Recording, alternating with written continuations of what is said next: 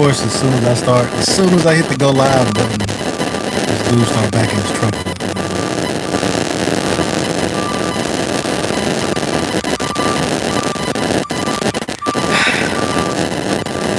Anyway,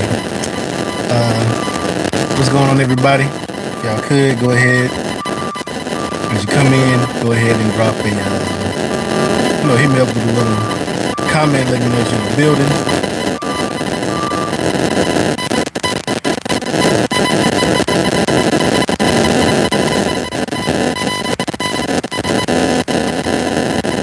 What up? This truck.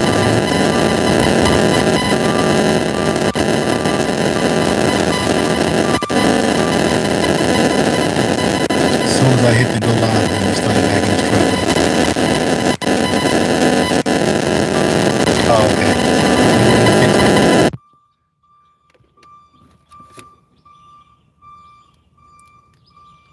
I got you.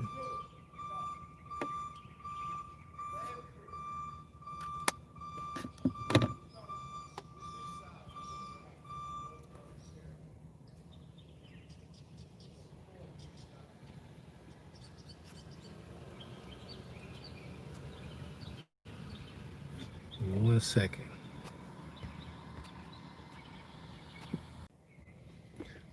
Yeah. So I actually was gonna have y'all let me know how the audio sounded, because I was trying to use this blue Lola. I had it plugged in to the Type C port, but instantly y'all let me know that wasn't rocking. So that's what's up. And man, I apologize about this truck, man. As soon as I hit go live, they started doing this little backup thing they're doing right now. They've been backing this truck up. It's their 4th time trying to get it in this spot, man. Yeah, if y'all as y'all come in, man, go ahead and drop me a comment. Let me know you're in the building. Already seen Wavy Jazzy Jeff in the building. What's going on, bro? Scales and More, aka Chicago. What's going on, man? Appreciate you for stopping through. Anybody else who popped in, go ahead and drop a comment. I like to give it a couple minutes, let people come in and do what they're doing. But yeah, we back. Another week. Phone take at work. What's going on, bro? It's the Alan Anthony. Appreciate you for stopping through. Say, so Wavy Jazzy Jeff say you on lunch. Yeah, man. I'm gonna start, man. I got I'm doing a little bit today. I got my coffee. So I'm doing a little something today. Not much, man, but yeah, man. Trying to do a little something. Yeah, like I said, as y'all come in the building, go ahead and drop me a comment. Let me know you're in the building so I can give you a shout out. Got about a minute and a half before we get into a couple topics. As y'all can tell from the thumbnail, Google had their event, so we're gonna be chopping it up about the new Google stuff. Kind of get y'all's take on it, see how y'all feeling about it. It's kind of weird because we don't have an iPhone to kind of go head to head with at this point, but it is what it is. Also, a reminder, if you could hit that like button. If you're not subscribed, go ahead and subscribe, and just check your boy out. Like I said, this is gonna be every Tuesday, 11:30 a.m. I'm just trying to break up the monotony of all this telework, Corona, Trump stuff that's flooding the media and the news. So yeah, man, it's a little break. And do a little, I don't know if I can see that. Let's talk tech. Give folks a couple more minutes. Not a couple more minutes, but really 30 more seconds, then we gonna get into it.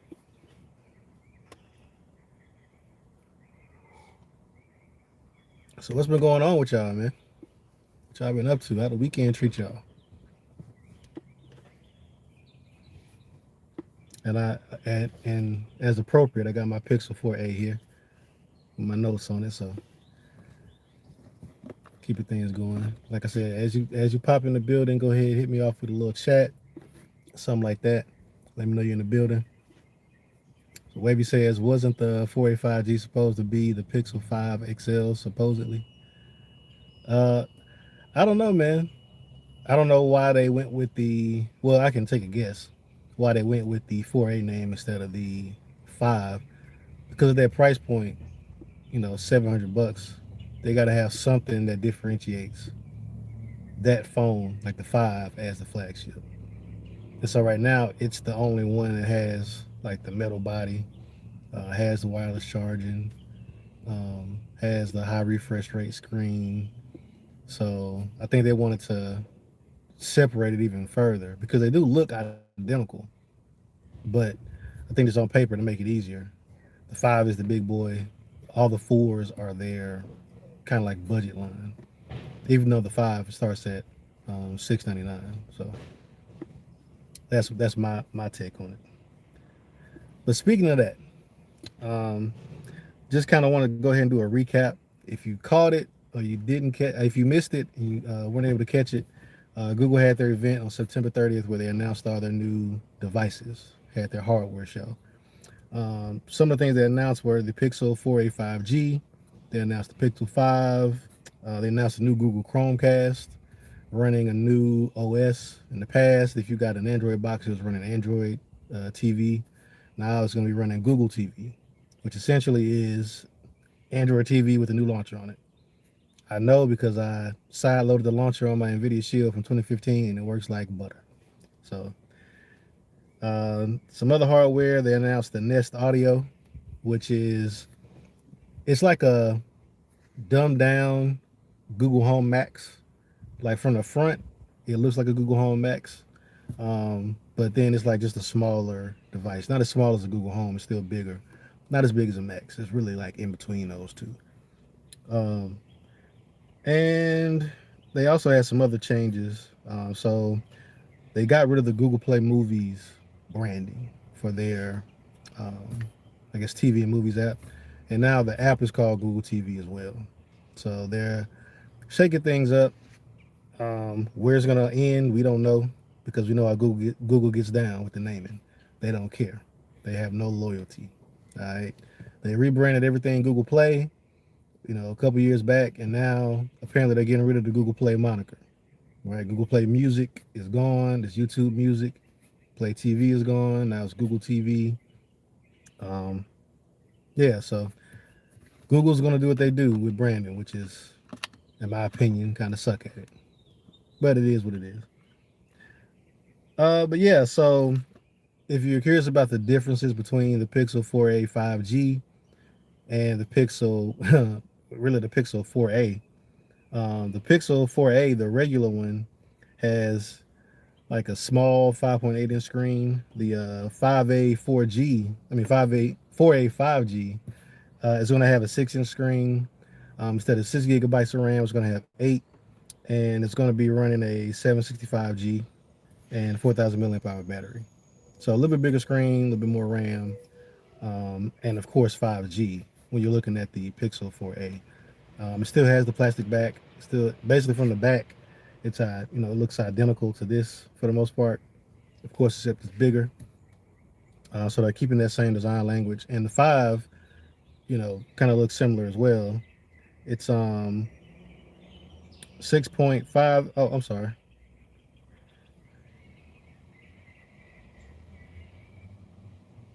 Yeah. Give me a second. My notes just went away on the 5.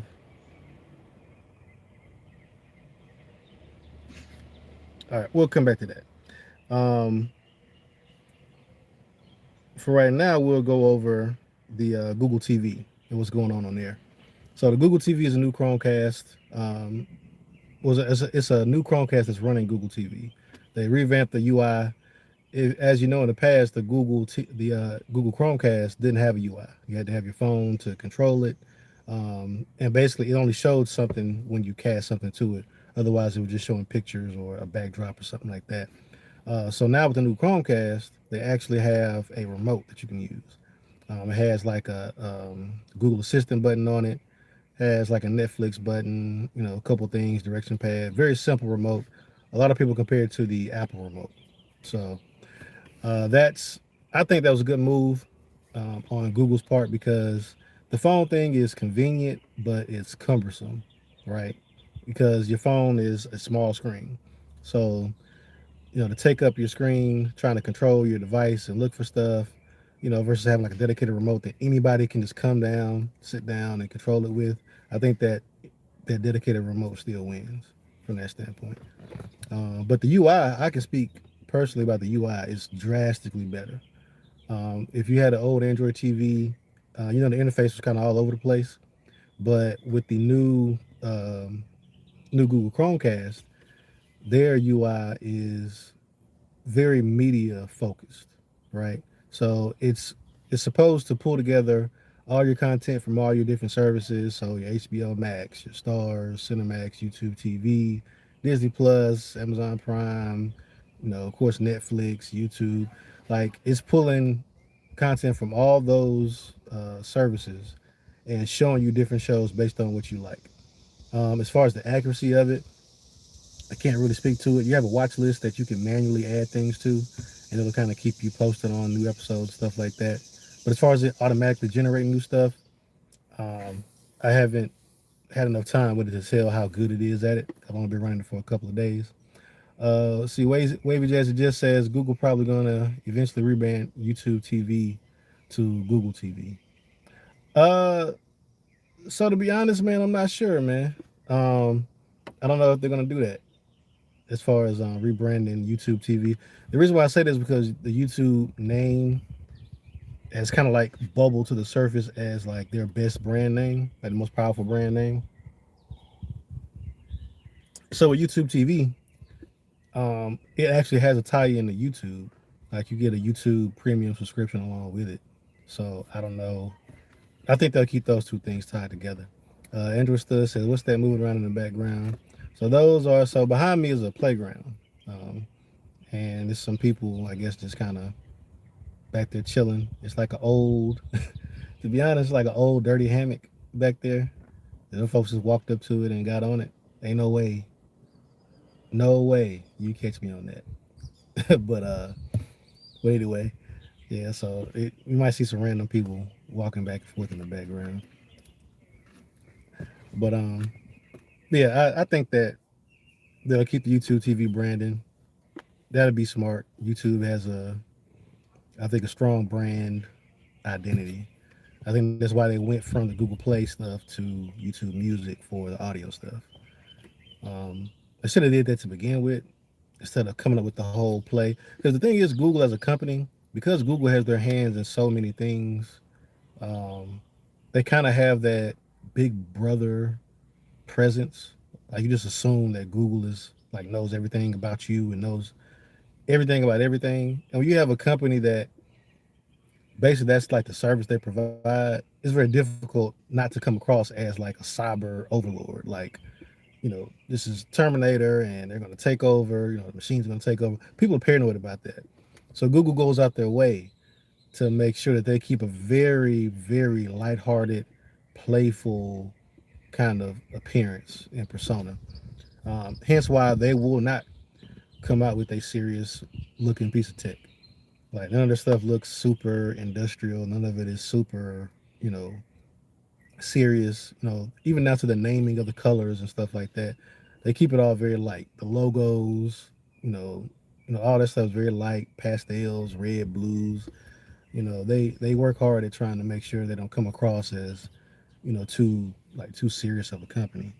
Um, I think they do a good job in America, but actually Google is their reputation isn't so good outside of the U.S. I know in Europe they really don't like them.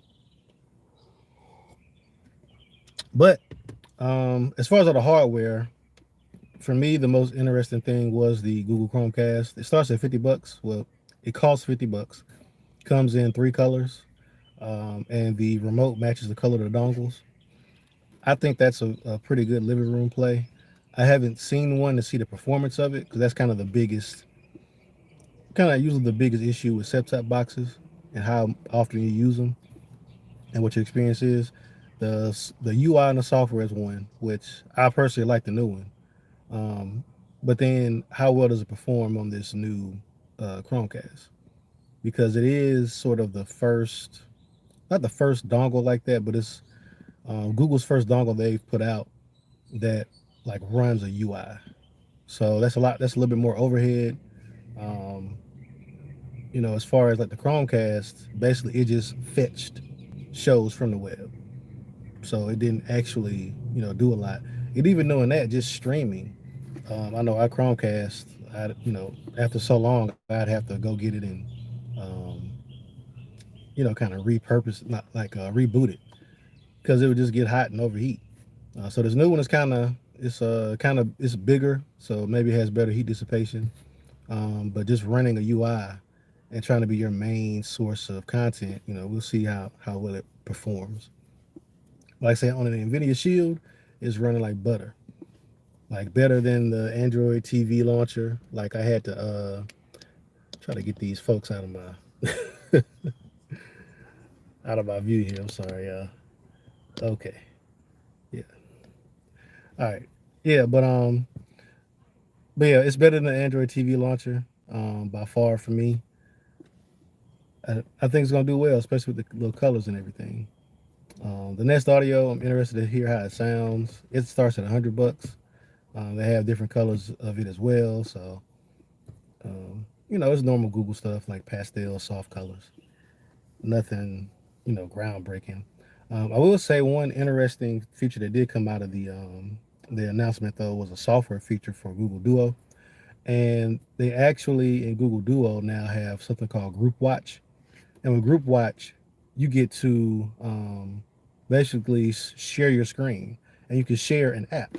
So if we're watching, I assume if we're watching Netflix, we can fire up a duo call, and then either me or the person I'm calling can share my screen while I'm watching Netflix, and we can watch it together on the call. I haven't done it yet to see exactly how it works, and to be honest, I don't know how if every content provider will allow that to happen, like with their app. I don't know. I know some providers are kind of finicky about that, so but it's a cool concept. There's some other apps that exist that already allow you to do that, but Google is kind of one of the first kind of big companies to actually push that feature. So we'll see how that goes. I think it's interesting for real. Let's see.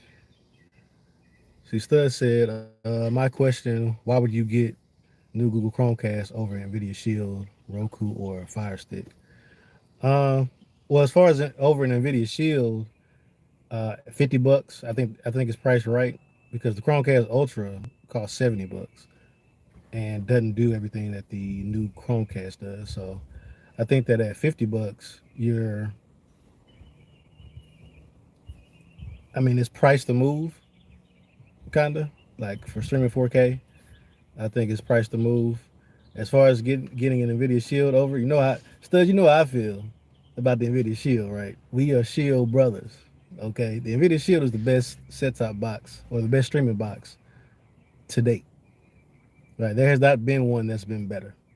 Like period. Like Roku, Fire Stick, uh, Xiaomi Mi TV box, whatever. Like none of them touch the Nvidia Shield just because of the updates. I have one for 2015, and I'm still getting updates, and it's still able to play video and audio wise everything that TVs can handle. Like until these new TVs come out with the HDMI 2.1 and 120 hertz, that'll be the first TV that comes out with a piece of tech that this box doesn't support.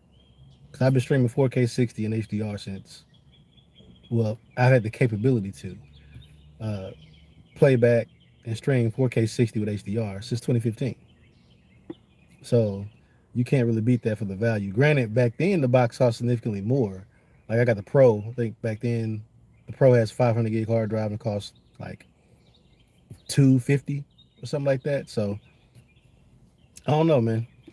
I would, for longevity, I would definitely tell people to get the Shield, the Nvidia Shield, over the Chromecast. But the problem is, right now, as far as the date when the Chromecast will get the official update to Google TV, it's like next year sometime. So you'd be, not that the old UI is bad. It's just if you're buying it with the intention of having the new UI, you kind of have to wait, or you can do like I did and side load it. But it did take a little bit of effort though. It's not as simple as just dropping APK on the flash drive.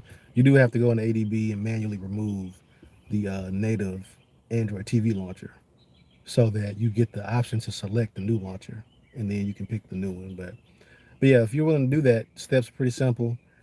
Like I said, as soon as I put it on, I was a little worried about it being janky. It is easily smoother than the Android TV launcher, easily. And I think because it's designed to run on significantly less hardware too, so that probably helps out with why it runs so smooth. But yeah, like I say, with Shield Brother Stud, I'm all about that Shield, man. Any chance I get, for real, for real. Um, but yeah, but I had a question for y'all, man. So, any of y'all interested in the Google Pixel devices? Like, how do y'all feel about the five? Like, the five's gonna be $699. Of course, it'll have 5G. It'll have a metal build. From the pictures, it looks like they're gonna have some sort of coating on it. I don't know if it'll be the same coating that's been on um, like some of the other Pixel devices in the past, but it will have wireless charging, which I'm interested to see how they did that. Because it's the first time on a metal phone you have wireless charging. That was kind of a in the past that was kind of a no go, like a showstopper. Like you couldn't charge wirelessly through metal.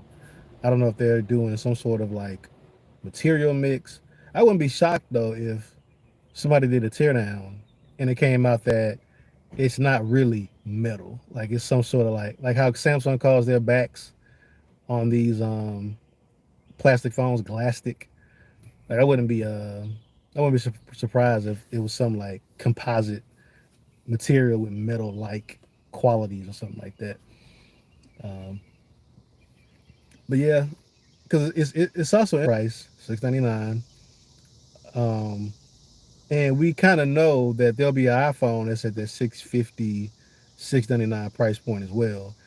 And the iPhone is going to be at their price point. It's probably going to be their more kind of like whimsical device, like their iPhone XR kind of device. We have like these like kind of poppy colors, and the tech isn't as cutting edge, but the price is right, and you get the colors. Probably will match the new Apple watches that they just came out with. So so I think it's going to be an interesting end of the year. Wavy says I just grab a 485G just for the camera. Yeah, so so I'll say this about the camera on the Pixel 4a.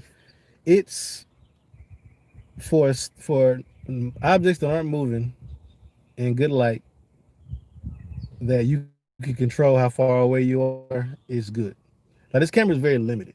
Like the upside, like the best picture you can take is on the high end, but it's not the best camera. At 350, obviously, it's beating the brakes off anything else. But as far as just overall, it's pretty limited. There's no wide angle. There's no stabilization. Um, and for whatever reason, well, not for whatever reason, when you go in to do a portrait mode, it crops in super far. I think it has to do that because there is no stabilization on it. So in order to kind of give you that fake stabilization, it has to crop into the sensor so that you get less shake or whatever. But it's very, just trying to use it to take, product shots, especially when I got my Note 10, my Note 20 Ultra in, trying to take pictures of it. It was really limited. It's like you kind of had to be like a certain distance away in order for it to you know, even really work well, certain amount of light. Um, but like I say, for 350, it's a good camera. The 4A 5G, maybe it'll be a better camera. I assume it's the same sensor. Really, if it has a wide angle and stabilization, I think it'll still be strong. Um, but the 4A 5G starting at 499, so that's $500. It'll be competing directly with the Nord, so that'll be kind of an interesting fight. Um, Nord is a good device, man. It's really good. Cameras, obviously, there's some things to be left. There's some things that are left to be desired with the camera. But as far as versatility, because you have several different sensors to choose from, it'll be more versatile than at least the Pixel 4. I don't know if the 4A has the wide angle sensor or not, but if you got a phone with just one sensor on it, um, it's kind of rough. If you're used to having a phone that has several different sensors, you can zoom and you can do a wide angle and all that stuff. So I think it'll be an interesting fight with the Nord. But I think in several other areas, though, the Nord is going to be better than the Pixel. The screen on the 4A was surprisingly good. It is a little dim for me, but the fact that it's a 1080p OLED, that's pretty good. The Nord does have a high refresh rate screen, though. You do have, the I think it has the warp charging on the Nord as well. The back of it, so the back, if I remember right, the back is glass, but the sides actually aren't aluminum. I think the sides are like plastic or some sort of polycarbonate, like a painted polycarbonate. I guess it's a weird combo of stuff. But I mean, it's OnePlus, so you're gonna get fast updates. You're gonna have a super fast experience. It does have 5G. Um, that'll be a good fight at that price point too. That 599. The 699 is probably where it's gonna go down at this year though. To be honest, that entry level iPhone, Pixel 5, the new Samsung Galaxy S20 Fan Edition, the FE. That's a nice little fight right there. Um, yeah, check the comments. So Stud says the Pixel 5 at 599 would have been perfect.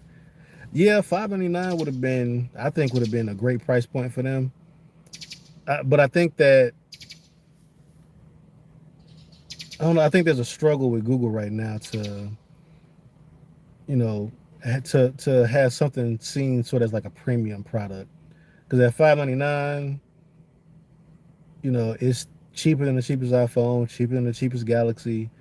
I don't think that it would have been perceived as, you know, that good of a deal because 600 isn't budget. At that point, you are expecting premium features, and it's not gonna have you know, and I'm saying it's like it's not priced at 699, but I think that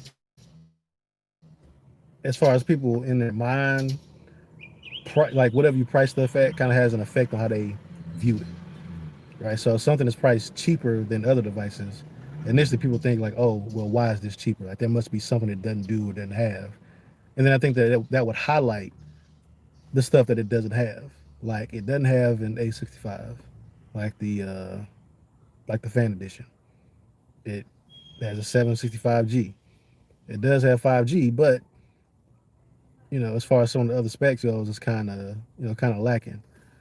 So almost pricing it at the same tier as the Samsung and the other devices almost kind of just makes you assume that it's on the same level, even if some of the specs aren't the same. Let's see what's the said.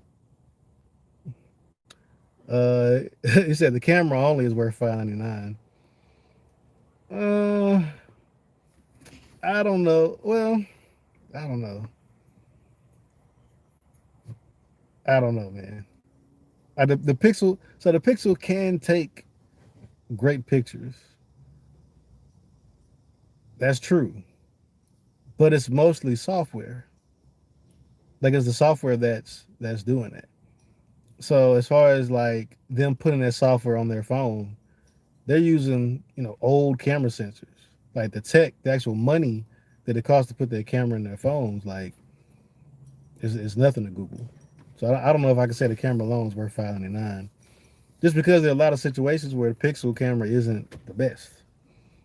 Like if you're trying to take a wide angle shot, it's not the best. Trying to take video, it's not the best. Um, I don't know, just versatility, like zooming, like it's not the best. Just because they limit themselves to the one or two sensors. Because even on the Pixel 4a, if it's the same sensor and algorithms from the Pixel 4a, the portrait mode on the 4a has been severely lacking for new phones this year because they just gotten better. Like especially Samsung with the laser autofocus. If it's in focus, especially like with the portrait mode, like it's dead on. But as far as like the cutting out around certain things, like at least on the Pixel 4a, it was a noticeable second to my Samsung when it came to that as far as portrait mode stuff. And that's really that's like the standout for the Pixel is the portrait mode. So yeah, stud, worth 599. I don't know, but I don't know. We'll see.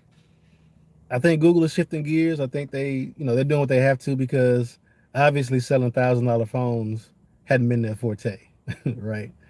I saw an article from Forbes, and the name of the article was "The Pixel 5 continues to cause problems for Apple and Samsung." And I was kind of scratching my head. I'm like, when did Google start causing problems for Apple and Samsung? I don't think that's a thing. I think you're reaching.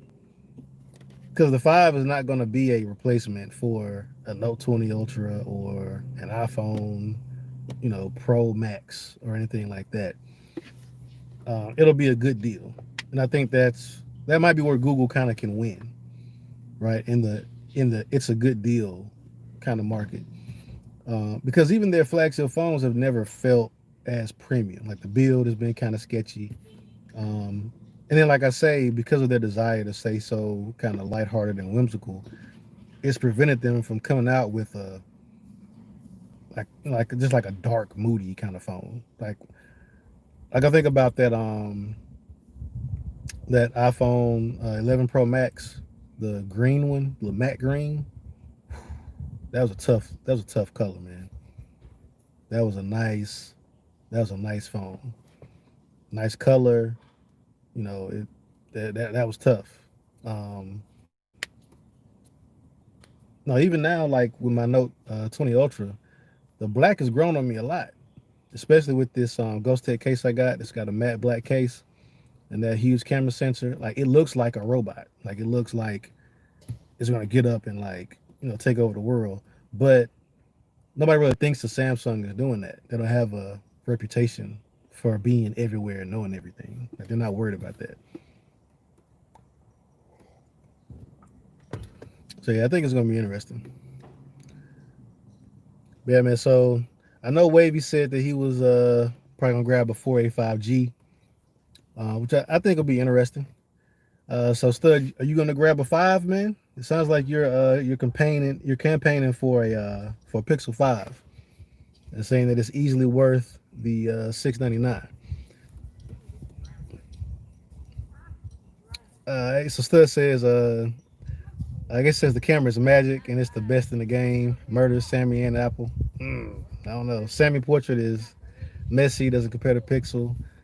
Um, I can't say that, man. If you have there are pictures on my Instagram, and I'll say this: the Pixel is the best at portraits of people, right? Just the contrasty way that it takes photos, especially like you got somebody like myself that's blessed in the beard area.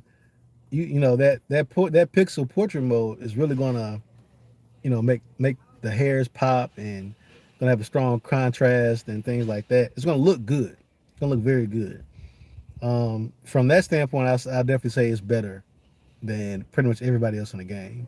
But once you start taking pictures of like other things, it kind of falls apart. Just because there's some tech that, at this point anyway, is very difficult to consistently make up for not having. So some sort of depth sensing hardware, like everybody's trying to get around using laser autofocus. LG ironically has had like a laser autofocus sensor on their phones for years. Everybody else has tried to use like an actual optical sensor for depth sensing, they'll throw like a 2 megapixel sensor in there and say it's just for depth sensing. But with the Note 20 Ultra, especially with these bigger sensors, I mean, just the hardware, like the depth of field is so shallow on the sensors on the Note that once you start going into portrait mode with the main sensor, it's not that far off from the depth of field and the fall off that you get when you aren't in portrait mode. So even if you just have something that's just like close up to the phone, the camera is going to naturally blur out stuff in the background anyway. It just won't be as aggressive as the portrait, but it's not a computer generated, bokeh. Like it's like real bokeh from the depth of field on the camera. And now you have the laser autofocus. It's easier to get those shots more consistently. So as far as like other stuff, like I said, especially trying to take pictures of things for my Instagram, devices and stuff like that. It was a struggle with the Pixel. Let's see. Stud says black is stealth. Definitely, man. You know my saying. Always bet on black, baby. Always. So Stud, Pixel 5, and 485G. Yeah, man, that's my plan, man. You know, hey, Team Pixel in the building. If they're gonna send both, let them come. Technically, T in the building. What's going on, bro? Appreciate you for stopping through, man. A time in the building. See, phone tech at work says iPhone event date is officially October 13th. What'd you say? Get your iPhone money ready. Hey man, I keep my iPhone money in my pocket. I let y'all handle that Apple stuff. I respect them, but I just can't invest in that ecosystem, man. It's too costly for me. Unless somebody gonna start sending me some stuff for free, I need some stuff that I can actually use, and it's just not for me, man. Just personally not for me. Yeah, man. But T, um, you just joined in, man. We're just talking about the Pixel event. Kind of talking about how interesting it's going to be to have devices, how the devices are lining up. So now you got the Pixel 5, the Samsung Galaxy S20 FE, and some iPhone will be all at that $600 price point that are coming out. Um, the Fan Edition kind of is ahead of the curve because it's just dropped, so people can actually buy it today. The Pixel's on pre-order, and the iPhone is getting announced next week. So, um, yeah, so it's gonna be an interesting battle, man. Just kind of asking people what device they're gonna get or what they're thinking they're gonna grab. See, Phone Tech says iPhone Mini at 599. I don't know if they go as cheap as 599. I think 650 for the 12. So if you don't know, supposedly I don't know how official the naming is. There's gonna be an iPhone 12, an iPhone 12 Max, an iPhone 12 Pro, an iPhone 12 Pro Max. So there'll be four iPhones. Um, and if I'm right, they'll be the same sizes, just have different, cameras and specs and stuff. So iPhone 12 and iPhone 12 Pro both be the same size, and iPhone 12 Max and the Pro Max will both be the same size. And if I got that wrong, somebody correct me. T says, yeah, it's gonna be competitive for sure. Just came back from picking up the FE. Oh yeah, man. How you liking that FE, man? I saw you were getting rid of the note. I assumed it was because the FE made you feel some kind of way. See, Stud says something off on Note 20 Ultra 5G when taking pictures out of focus too much in outer parts of pictures. Still takes good pictures if I had to grab a phone to take a picture, a Pixel 4 XL all day. Yeah, if I had to have like one device that do everything, um, I don't know if I go up to 4 XL. That's tough. I'm kind of spoiled, so man, that should be a challenge. We should challenge YouTubers because most of us carry around multiple devices. We go through several different devices. If you had to have like one phone for a year, I know a lot of people would be like, "Oh, iPhone," or Note. Those would probably be the two biggest ones. But um, I don't know. That'd be interesting. Because I say the battery life on the Note is better since I kind of got some cycles on it, and the the novelty is kind of worn off. I'm not going through all the settings and playing with all the features and all that stuff. Just kind of like on a day to day. I'm getting like 5-ish hours of screen on time, so it's cool. But it's not confidence inspiring. from two standpoints because mm,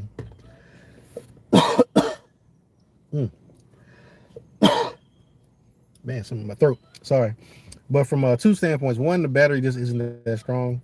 So when I see 30% on my note, I start getting battery anxiety, and I keep that anxiety because it doesn't charge that fast either. So it's capped out at 25 watts on a 4500 milliamp hour battery.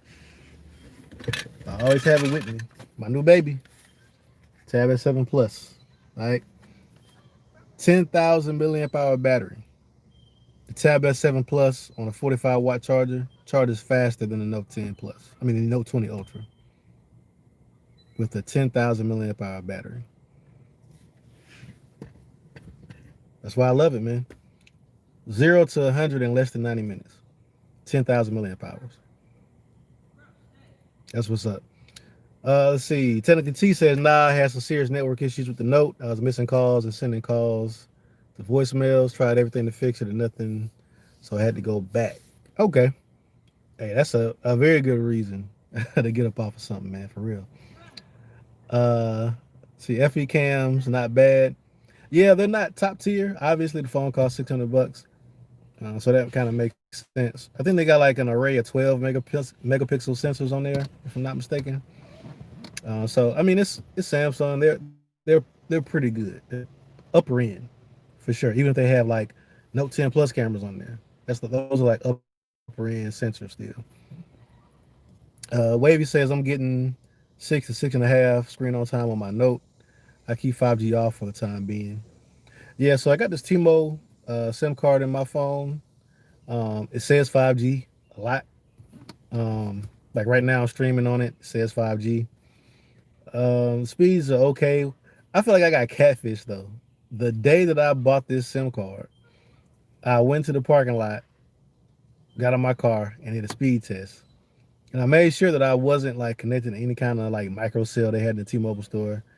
And as I'm driving off, I did a speed test. I'm on the road, driving on the road, and I'm getting like 200 meg down. And I'm like, $50 a month, unlimited everything, getting speeds like this, we good. Haven't seen them numbers since. The highest I've ever seen is like 70 or 80, which is still, that's good. But once you start talking about 5G, you know, that's a problem. Like somebody says, like, yeah, on 5G, these speeds I'm getting, your stuff broke, or it's not real 5G. But like I say, for $50 a month, I can't complain. It's good enough to stream on for the most part. So that's kind of where I'm at. Yeah, Jeff, man. I feel like I got catfished, man.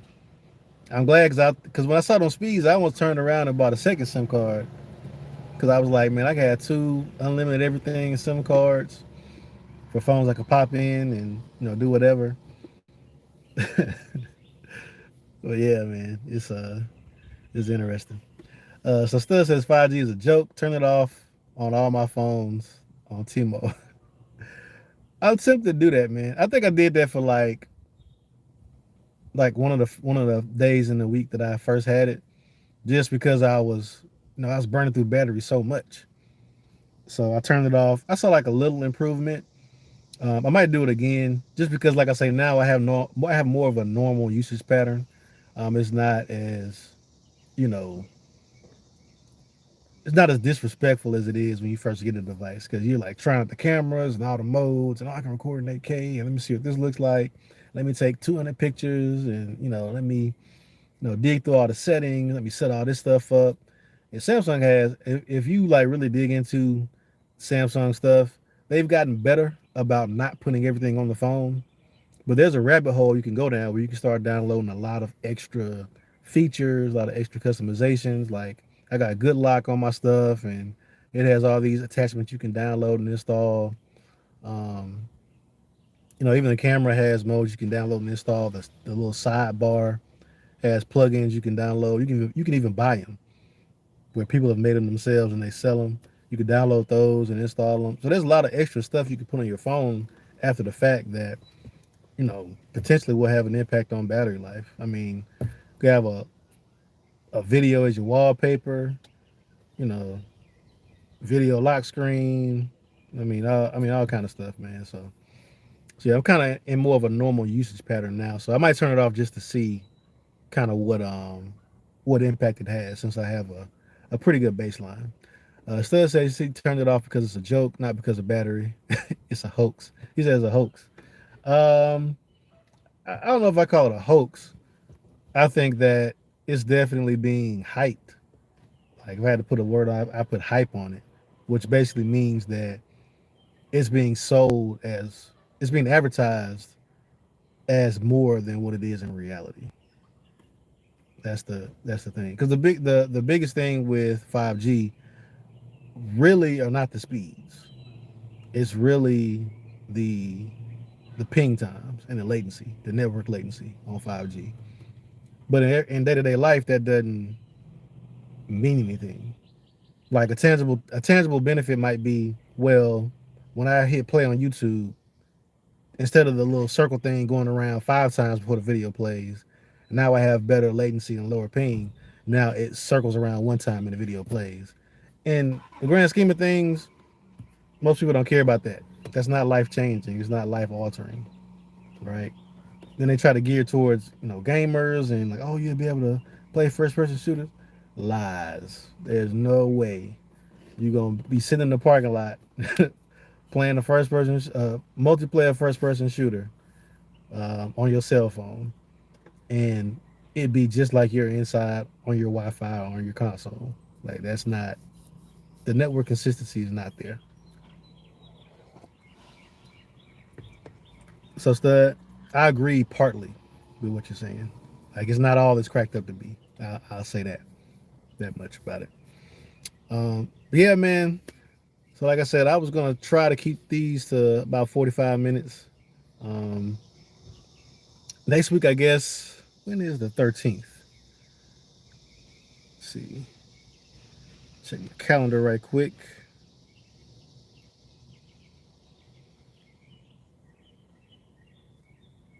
Yeah, so the 13th is Tuesday.